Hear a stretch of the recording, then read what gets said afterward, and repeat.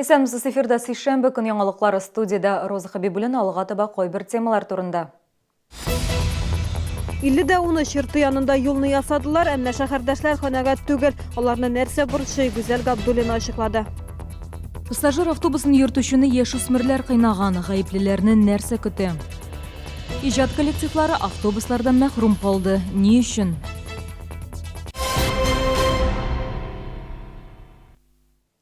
Шәһәрдәшләр яңа салынган тротуарның сыйфатыннан канәгать түгел. Чолы ТВ редакциясының кайнар элемтә телефонына 50-13 йортында яшәүчеләр шалтыратты. Алар белдерүенчә, автомобиль юллары предприятиесе хезмәткәрләре җәяүлеләр өчен тротуар булдырган. Моңа кадәр шәһәрдәшләр машина юлыннан йөргән. Хәзер исә 50-13 йортында яшәүчеләр тротуар озакка җитмәс дип борчыла. Теманы Гүзәл Габдуллина дәвам итә. Тротуар барлыкка килгәч, 50-13 йортында яшәүчеләр куана, әмма озакка түгел. Эшчеләр бордюрлар куймаган, тротуар машина кую урынына әйләнә башлаган. Юлчылар да үз артларыннан пычрак калдырып киткән. Мен уйлым, что булай калдырмаслар дип инде, аның бит ниләрен. Тегендә үзегез дә күрәсез бит, бу быек җирләр, бу җирендә түгел, әнә бит кырлары коелып бетермәгән. Алар беләсезме, постепенно җабалалар аяклары тоеп тегендә нитеп китәләр җагалып. Бер көнне берәбе анда җагалды, тоже бордюрга нитте дәгән бордюр юк бит. Әгәр дә тигез булса, ул кеше җагалмас. Кеше канәгать итеп ясалмаган дөрестәндә, менә бөтен җирдә пешерак, менә монда ут кирәк обязательно. Машина постоянно, инде ул аны әйтәсе дә юк, монда бөтен җирдә машина стоянкалары юк. Тротуар белән машина юл арасында участок калган. Шунда автомобильләрен куя башлаганнар. Машиналарын тротуарга кадәр үк менгерүчеләр дә бар. Минемчә инде уйлыйм, юл төзүчеләр үзләренең эшләрен эшләп бетермәгәннәрдер дип инде. Менә бу юлны юл итеп калдырсак, наверное, лучше булган булыр иде. Или инде менә бу юлны төзеп бетергәннән соң менә монда балаларга куркынычлык таләпләрен үтәлерлек иттереп, менә монда, наверное, забор куярга кирәктер инде. Забор булган дәвердә инде машина йөртүчеләргә дә, пешеходларга да җайлырак булыр иде дип уйлыйм. Җәмәгать тәртибен саклаучылар әлегә машинаны газонга куйган өчен кисәтү генә ясый, тиздән штраф сала башлаячаклар. Җирле үзидарә рәисе территорияны яшелләндерү һәм бордюрлар урнаштыру өчен алга таба да көрәшергә уйлый. Гүзәл Габдуллина, Элдар Шәйдуллин, яңалыклар. 9 номерлы маршрут автобусы йөртүчесен кыйнаганнар. Әлеге хәл кичә кич белән булган. 2 яшүсмер автобуста барган өчен акча түләргә теләми, нәтиҗәдә алар шоферга карата көч куллана. Тулырак алдагы сюжетыбызда. 9 маршрутта барган 2 яшүсмер Биләев тукталышында автобустан төшәргә була. Тик акча түләргә ашыкмыйлар. Шофер ишекне бикләп куя, алар исә аны ватарга керешә, тәрәзәне дип аталар. Николай Тятюшкин сүзләренә караганда, аннары автобус йөртүченең битенә каты әйбер белән сугалар. Водитель вышел и завязалась драка. Вдвоем они его свалили, так как молодые оказались сильнее, энергичнее. Избив водителя, они пересели в автобус номер 1 маршрута и доехали вот до данной остановки пединститут. Пединститут тукталышында хулиганнарны тоткарлыйлар да инде. Аларның беренче автобуска күчеп утырулары хакында 9 маршрутта барган ханым хәбәр итә. Ул да яшүсмерләр шикелле үк беренче автобуска күчеп утыра. Тик бераз соңрак килгәненә йөртүчегә әйтә. Ул исә үз чиратында коллегасына хәбәр итә. Тукталышка килеп җиткәч, 2 автобус йөртүче бергәләп егетләрне тоткарлыйлар. Пассажирлар да булыша. Бу факт буенча хәзерге вакытта тикшерү алып барыла. Тикшерү вакытында без бу балаларның личностларын инде белдек. Берсе аларның безнең инспекция по делам несовершеннолетних тора учетта. Тикшерүдән соң инде решение принимать итәбез, уголовное дело возбудить или юк.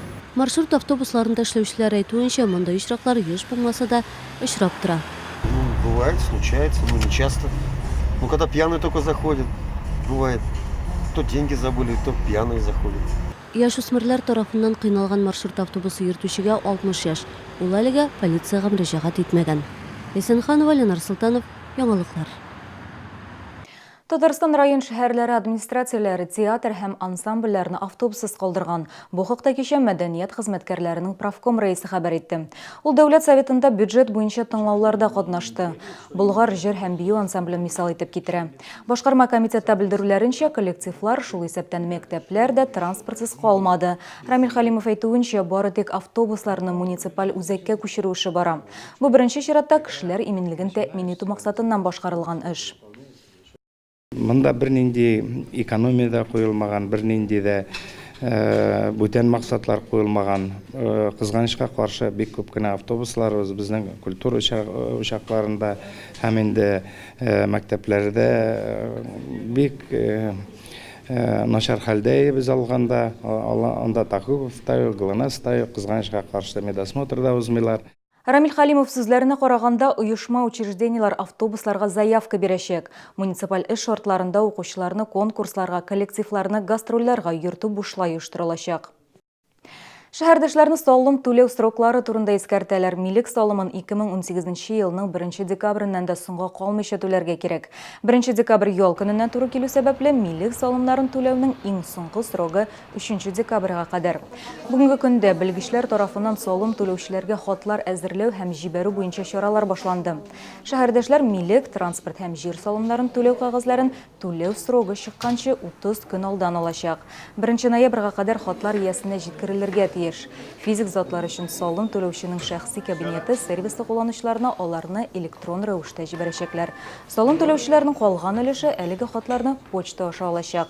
Конвертка Россия федераль салым хезмәте дип язылачак. Шулай ук почта аша уведомлениялар алуның электрон ысулыннан баш тарткан шәхси кабинет кулланучылары да салым хезмәтеннән җибәрелгән хатны алачак.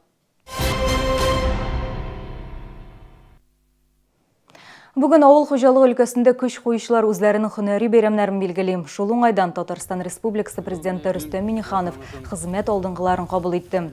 Авыл хуҗалыгы һәм азык-төлек министры Марат Әхмәтов урып-җыю сезонына нәтиҗәләр ясады. Иң яхшы җир эшкәртүчеләрен билгеләде. Үз чыгышында министр 2018 елның көзенә дә аерым тукталды.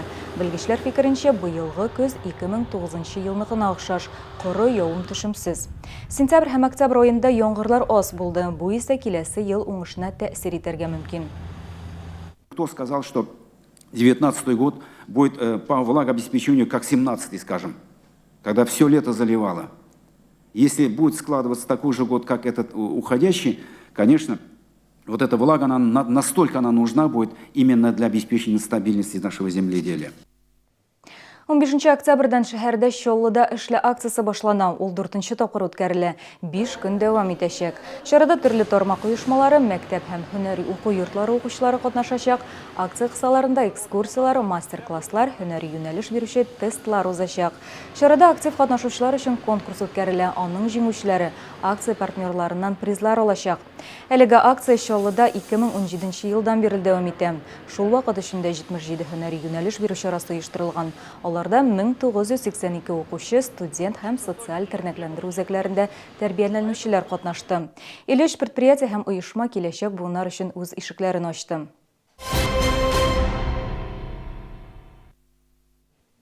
Алабуга музей тыюлыгында яңа күргәзмә ачылды. Биредә Тулы дәүләт музееның Куликово поле дип аталган коллекциядан экспонатлары тәкъдим ителгән.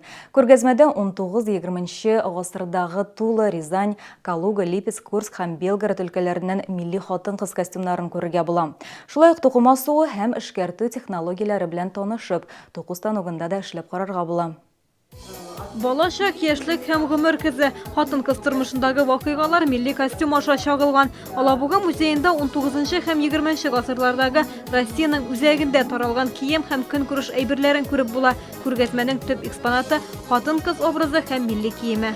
У меня огромное желание, чтобы как можно больше детей, школьников посетило эту выставку, школьников из набережных Челнов, в первую очередь, потому что их так много. Һәрбер яшькә махсус кием салым каралган. Күргәзмәдә милли күлмәкләрдән тыш табигый материаллардан эшләнгән бизәнү әйберләре, төрле билбаулар, яулыклар, үрелгән һәм күн аяк киемнәре тәкъдим ителгән. Бирдә тәҗрибәле остаз җитәкчелегендә туку станогында эшләргә өйрәнеп була. Часть выставки, наверное, будет самой интересной для юных посетителей, но, возможно, и станет приятным воспоминанием для старшего поколения.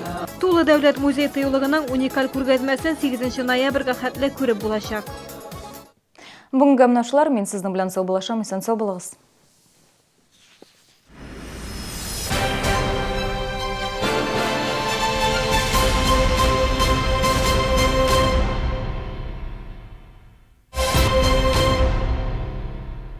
Артистлар күп, ләкин ул берәү. 1 ноябрьдән 5 ноябрьгә кадәр Яр Чаллыда Сарасадыкова концертлар залында Салават Фатхетдиновның 30-нчы сезон юбилей концертлары башлана кичке сәгать 7-дә. Кировская обувная компания предлагает к вашим услугам полную реставрацию и восстановление женской и мужской обуви. Замена натяжных стелек, перетягивание колодки, реставрация меха. На все работы дается гарантия от производителя. Представители компании принимают вашу обувь на реставрацию в городе Набережные Челны каждые 2 недели. Ждем вас 10 октября в молодежном центре «Шатлык».